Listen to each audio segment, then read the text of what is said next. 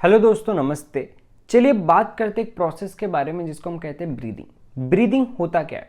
Basically जब आप air हवा अंदर ले रहे हो अपने, ठीक है, रिच इन ऑक्सीजन, ठीक है, ऐसी हवा अंदर ले रहे हो जो बहुत ज़्यादा ऑक्सीजन में रिच है, मतलब बहुत ज़्यादा उसमें ऑक्सीजन प्रेजेंट है, ठीक है, और अपने अंदर से कुछ ऐसे एयर बाहर निकाल रहे हो, कुछ ऐसी हवा बाहर निकाल रहे हो जिसमें बहुत ज़्यादा कार्बन डाइऑक्साइड प्रेजेंट है।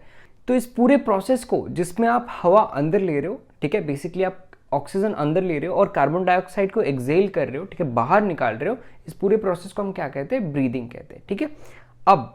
अभी जो प्रोसेस है इसमें दो चीजें होती है, ठीक है। एक, आप ऑक्सीजन अंदर ले रहे हो, उस प्रोसेस को हम क्या कहते हैं? इनहेलेशन कहते हैं। और ठीक है, जिसमें आप कार्बन डाइऑक्साइड बाहर निकाल रहे हो, उस प्रोसेस को हम कहते हैं एक्सेलेशन, ठीक है। तो बेसिकली आप इनहेल करते हो ऑक्सीजन और एक्सहेल करते हो कार्बन डाइऑक्साइड, ठीक है।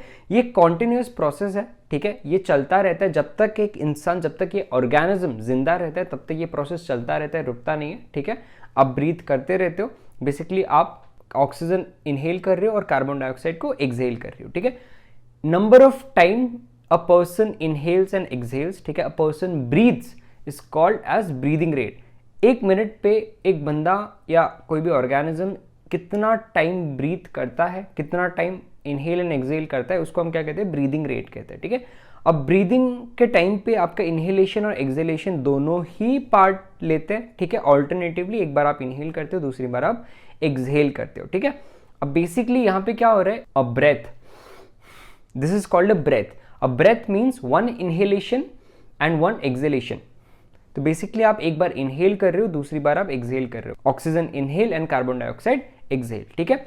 अब आपका जो ब्रीदिंग रेट होता है ये डिपेंड करता है, ये वेरी करता है अलग अलग सिचुएशंस पे, ठीक है।